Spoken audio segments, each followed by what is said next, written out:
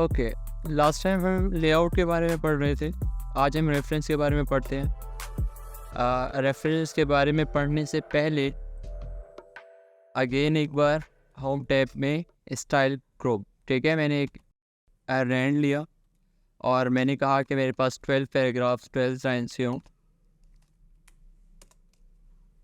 और ये मेरे पास कुछ पैराग्राफ्स आ चुके हैं। मैंने आपको बताया था कि जो चीज़ आपके पास हेडिंग 1 होती है आप उसे हेडिंग 1 डिक्लेयर करते हैं, और हेडिंग 1 क्या होती है? मेजर हेडिंग होती है, ठीक है। अब मैं यहाँ पे कुछ हेडिंग 1 ले लेता हूँ,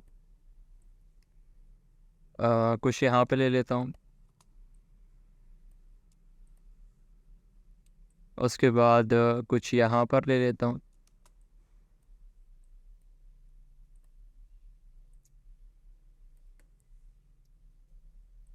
कुछ यहाँ पर ले लेते, सिलेक्ट किया और हेडिंग 1 डिक्लेयर कर दिया। अब अगर मैं इनका टेबल ऑफ कंटेंट जनरेट करना चाहूँ, टेबल ऑफ कंटेंट क्या होता है? आप अक्सर बुक्स ओपन करते हैं और फर्स्ट पेज के ऊपर आपको लिखा हुआ नज़र आता है टेबल ऑफ कंटेंट या कंटेंट, ठीक है। और उसके नीचे क्या लिखा होता है? चैप्टर का नेम लिखा होता है और आगे चैप्टर का पेज नंबर लिखा हुआ होता है। सेम यही चीज़ आप यहाँ पर भी परफॉर्म कर सकते हैं कि फॉर एग्ज़ाम्पल आप चाहते हैं कि मैंने जितनी भी हेडिंग 1 ली हैं, ठीक है, हेडिंग 1 तो मेजर हेडिंग होती है ना, इसी का तो आप बनाते हैं ना टेबल ऑफ कंटेंट। तो जितनी भी आपने हेडिंग 1 ली है, आप ये चाहेंगे कि यहाँ पर उसका टेबल ऑफ कंटेंट जनरेट हो जाए।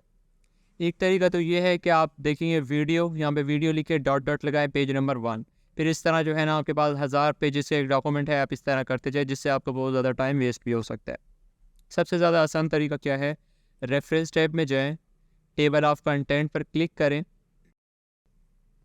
और बस इस पर यूँ करके क्लिक करें, ये हो गया है कि वीडियो पेज नंबर 1 पर है, फिर रीडिंग पेज नंबर 1 पर है, वीडियो प्रोवाइड्स पेज नंबर 2 पर है, save time in page number 2 पर है, और reading is year page number 3 पर है। अब फॉर एग्जांपल मैं इस पर जाना चाहता हूँ, मैंने अपने कीबोर्ड से कंट्रोल प्रेस किया, होल्ड किया हुआ है बेसिकली पर, और मैं इसके ऊपर जाके एक मरतबा क्लिक करूँगा तो मैं वहाँ पर आ जाऊँगा। मुश्किल है? तो अब for example for some reason मैं जो है ना एक और हेडिंग 1 डिक्लेयर करता हूँ, ये लो कर दी। क्या सेव टाइम इन वहाँ पर इंक्लूड हुई है? नहीं हुई। कैसे होगी? इस पर क्लिक करें, अपडेट टेबल पर क्लिक करें और अपडेट एंटायर टेबल और ओके कर दें।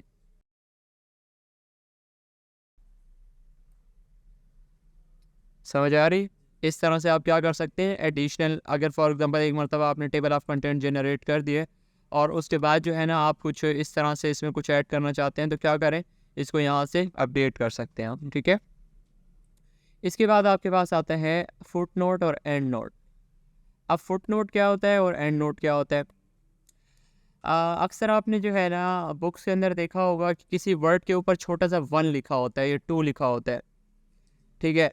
तो वो जो 1 और 2 लिखा होता है वो क्या होता है? वो फुट नोट्स होते हैं।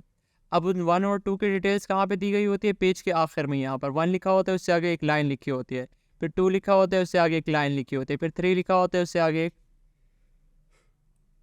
लाइन लिखी होती है। फॉर एग्जांपल मैं इसको सिलेक्ट करता हूँ और मैं एक फुट नोट डिक्लेयर करने की कोशिश करता हूँ। मैंने इसको सिलेक्ट किया, मैंने कहा इंसर्ट फुट नोट, और ये मुझे यहाँ पर लेके आ चुका है। मैंने कहा वीडियो, ठीक है। फॉर एग्जांपल मैं क्या कहता हूँ कि video means the group of pictures in sequence, ठीक है। ये डेफिनेशन गलत भी हो सकती है, बट फॉर एग्जांपल मैंने जो है ना एक फुट नोट लिया और उसमें मैंने ये सब चीज़ें ऐड कर दी हैं, ठीक है। इसके अलावा फॉर एग्जांपल मैं इसको भी एक लेना चाहता हूँ, इंसर्ट फुट नोट। क्या देखें हम यहाँ पे इस पे भी 2 लिखा हुआ है और इस पे यहाँ पर भी 2 है। अब 2 से रिलेटेड मैं कोई भी इंफॉर्मेशन यहाँ पे पास कर सकता हूँ, ठीक है। इस तरह से ये चीज़ें काम कर रही होती हैं। अच्छा, फिर ये सब तो ठीक है। अब एंड नोट क्या होता है? एंड नोट होता है कि अभी फुट नोट में क्या होता है कि आप छोटी छोटी जो इन्फॉर्मेशन होती है वो आप फुट नोट से क्या कर रहे होते हैं, लगा रहे होते हैं अपने पेज के आखिर में। बट फॉर एग्जांपल मैंने जो है ना किसी वर्ड से रिलेटेड ज़्यादा इन्फॉर्मेशन देनी है, ठीक है। तो क्या करना चाहिए? तो आप ये करेंगे कि आप उसको सिलेक्ट करें पहले। फॉर एग्जाम्पल मैंने इसको सिलेक्ट किया यूँ करके, या मैं इसको एंड नोट बनाना चाहता हूँ, मैंने इसको सिलेक्ट किया और इंसर्ट एंड नोट पर क्लिक किया। अब जैसे ही मैंने इंसर्ट एंड नोट पर क्लिक किया, ये अब मुझे डॉक्यूमेंट में सबसे आखिर पर लेके आ चुका है। इसमें क्या है कि आप जितनी ज़्यादा बड़ी इंफॉर्मेशन भी देना चाहते हैं तो आप यहाँ पे इजीली पास कर सकते हैं। अच्छा, अब आप कहेंगे सर ये यूज़ कहाँ पे होते हैं? ये यूज़ थोड़े से हाई लेवल पर होते हैं, नॉर्मल आप इसको यूज़ नहीं कर रहे होते हैं। जिस तरह ये 3-4 टैब आप नॉर्मली बहुत ज़्यादा यूज़ कर रहे होते हैं, बट रेफरेंस टैब से आगे वाले जो टैब्स हैं इसको नॉर्मली आप बहुत कम यूज़ करते हैं। ये आप रेफरेंस टैब तब यूज़ करते हैं जब आप कोई रिसर्च वगैरह पे काम कर रहे हैं, एमफिल पीएचडी वगैरह की कोई थीसिस वगैरह है कि रिसर्च पे काम कर रहे हैं, तो आपको ये सब चीज़ें ज़रूरत पड़ सकती हैं। ठीक है। इसके बाद शो नोट्स का ऑप्शन है। शो नोट्स का ऑप्शन क्या करता है कि आपने जो भी नोट्स वगैरह बनाई हुई हैं कि फुट नोट है ये कहाँ है, एंड नोट है ये क्या है, आपको वहीं पर इस तरह से मूव करके ले जाता है। उसके बाद है आपके पास इंसर्ट किटेशन। अब इंसर्ट किटेशन क्या होता है? फॉर एग्ज़ाम्पल मैंने ये जो पैराग्राफ लिया है, मैंने ये पैराग्राफ किसी और बुक से लिया है। फॉर एग्ज़ाम्पल मैंने ये पैराग्राफ किसी और बुक से लिया है, तो मैं क्या कर सकता हूँ कि मुझे जो है ना इस बुक का जो ऑथर है जिसने ये पैराग्राफ लिखा है, मुझे यहाँ पर क्या करना होगा, उसका हवाला देना होगा, रेफरेंस देना होगा कि ये मैंने पैराग्राफ इस बुक से लिया हुआ है। तो कैसे देंगे हवाला? आपने अक्सर एक चीज़ देखी होगी बुक के अंदर, जैसे ही आप बुक ओपन करते हैं तो वहाँ पे लिखा हुआ आता है बिब्लियोग्राफी पहले पहले पेज पे, और फिर जहाँ जहाँ पर जो है ना बिब्लियोग्राफी में जो जो ऑथर्स ऐड होते हैं, आप उन ऑथर्स के जो भी पैराग्राफ जहाँ पर भी ऐड होंगे वहाँ पे आगे छोटा सा लिखा होता है कि ये इस बुक से लिए गए हैं, ये इस बुक से लिए गए हैं। तो सेम ये आप भी कर सकते हैं। मैंने कहा इंसर्ट किटेशन, ऐड न्यू सोर्स, और सोर्स में पहले आप ऑथर का नेम डालें। फॉर एग्जांपल ऑथर का नेम है कोलिन हूवर, ठीक है, और इसकी बुक है बहुत फेमस वेराइटी, और इसका ईयर है पब्लिश है फॉर एग्जांपल 2016, सिटी है फॉर एग्जांपल न्यूयॉर्क, ठीक है। पब्लिशर नहीं पता तो आप कुछ भी डाल सकते हैं, एडिशन नहीं पता तो आप नहीं डाल सकते हैं, फॉर एग्जांपल कुछ भी छोड़ भी सकते हैं। अब यहाँ पे आ चुका है कि ये अब ये यहाँ पर आ चुका है कि होवर की एक बुक है जो 2016 में पब्लिश हुई थी, तो उससे ये पैराग्राफ लिया गया है।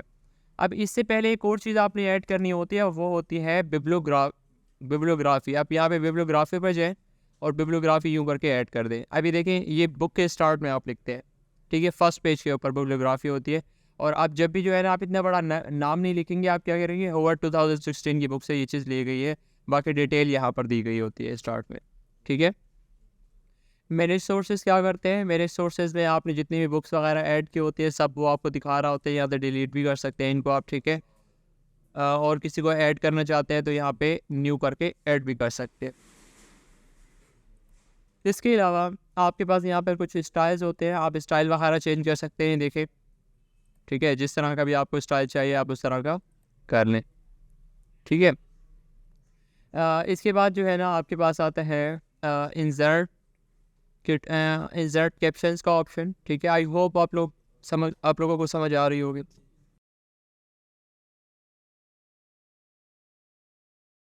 इसके बाद आपके पास एक और ऑप्शन है इंसर्ट कैप्शन। इंसर्ट कैप्शन में क्या होता है? इंसर्ट कैप्शन में ये होता है कि फॉर एग्ज़ाम्पल मेरे पास क्या है, कुछ शेप्स हैं,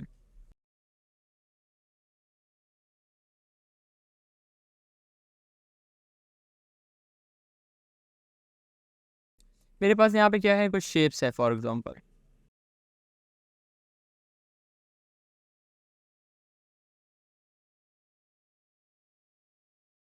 एक शेप फॉर एग्ज़ाम्पल ये है, फिर एक शेप फॉर एग्ज़ाम्पल ये है, फिर एक शेप फॉर एग्ज़ाम्पल ये है, और एक शेप ये है फॉर एग्ज़ाम्पल, एक शेप ये है और एक शेप ये। मैं इन सबको नेम दे सकता हूँ। फॉर एग्ज़ाम्पल मैंने इसको सिलेक्ट किया, रेफरेंस पे आया, और मैंने इंसर्ट कैप्शन मैंने कहा रेक्टेंगल, ओके किया, इसको नेम आ चुका है।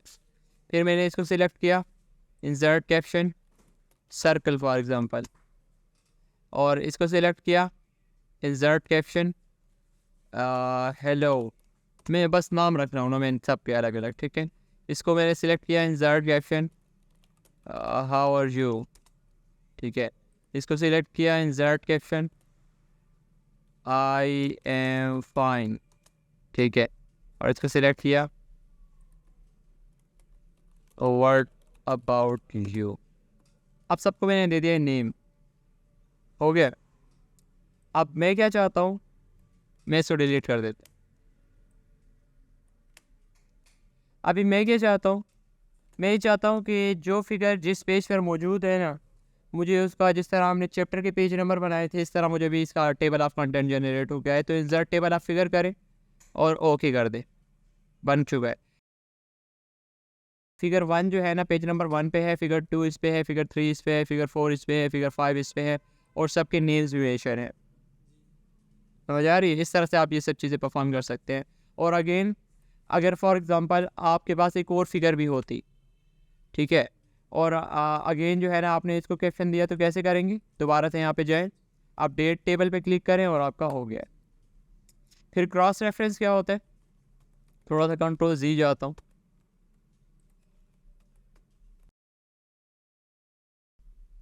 चलिए इतना भी काफ़ी है। मैं इन सबको डिलीट कर देता हूँ, मुझे अब ज़रूरत नहीं रहेगी।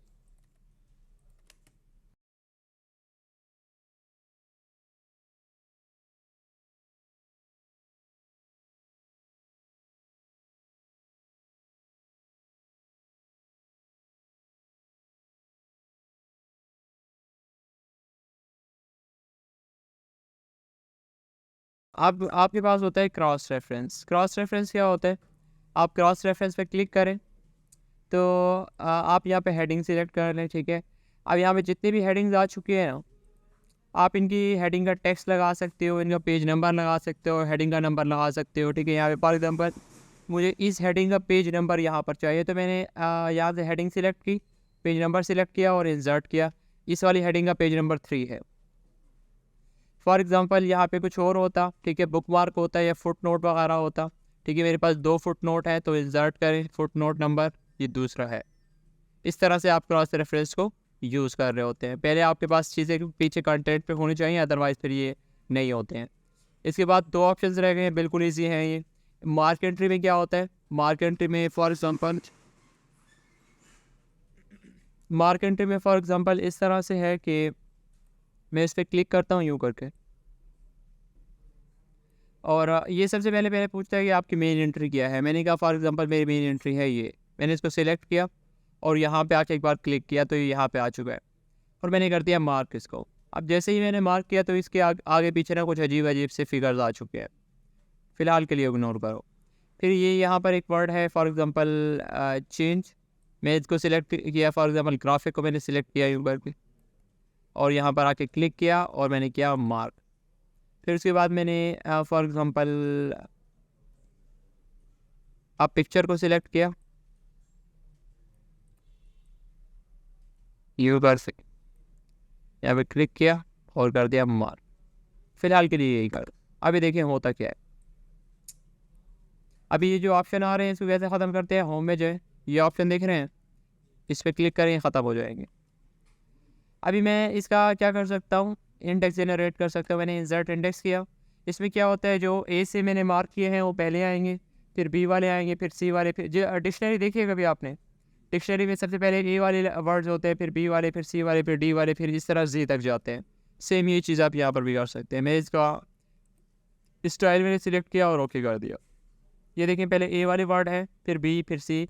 अब बी सी वाले मैंने किए नहीं थे, इस वजह से आ भी नहीं रहे। फिर उसके बाद जी वाला किया था और फिर वी वाला मैंने किया था। इस तरह से आप ये सब चीज़ें परफॉर्म कर सकते हैं। अब इसके बाद वाला जो है इंसर्ट मार्केटेशन वाला, ये भी सेम ऐसे ही है, बट इसमें आप कैटेगरी वाइज सिलेक्ट करते हैं। फॉर एग्जाम्पल मैंने मार्केटेशन किया, और मार्केटेशन में मैं क्या करता हूँ, मैं कुछ वर्ड सिलेक्ट करता हूँ। मैंने किया कि प्रोवाइड सिलेक्ट करो, ठीक है। और मैं अब इसकी कैटेगरी जो है ना डिफ़ाइन कर सकता हूँ, फिल्म, स्टूडेंट, हेलो, रूल्स, कौन सी। मैंने कहा रेगुलेशन की कैटेगरी में इसको डाल दो, मैंने कर दिया मार्क इसको, ठीक है। फिर उसके बाद मैंने फॉर एग्जांपल रीडिंग न्यू को मैंने सिलेक्ट किया, यहाँ पे क्लिक किया और मैंने कहा इसको स्टूडेंट की कैटेगरी में डाल के मार्क कर दिया मैंने इसको, ठीक है। फिर उसके बाद मैंने इसको नीड देम को, यू नीड देम को मैंने सिलेक्ट किया और किसी कैटेगरी में डाल दिया, फॉर एग्जांपल फिल्म की, और मार्क कर दिया और मैं करता हूँ क्लोज। ये चीज़ें ये ख़त्म करेंगे, जो मार्क्स वगैरह आ रहे हैं होम पे जाएँ, इस पर क्लिक करें, ये ख़त्म। अभी आप इसका भी टेबल जनरेट कर सकते हैं, बट इससे थोड़ा सा दूसरी तरह से होता है।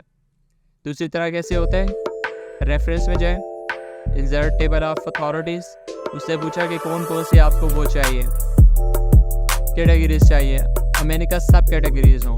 उससे कहा स्टाइल कौन सा हो, मैंने कहा फॉर्मल, और मैंने कर दिया ओके। अब देखिए फिल्म की कैटेगरी में जो मैंने ऐड किए थे वो ये हैं और उनका पेज नंबर ये है। इस तरह फिर मैंने जो स्टूडेंट की कैटेगरी में ऐड किए थे वो ये है और उनका पेज नंबर ये है। फिर रेगुलेशन की कैटेगरी में जो ऐड किए थे वो ये है और उनका पेज नंबर ये है। समझ आई? इसकी जाके थोड़ी प्रैक्टिस करें, इतना मुश्किल नहीं है, ठीक है। इससे रिलेटेड कोई भी क्वेश्चन है तो आप उसे डिस्कस कर सकते हैं।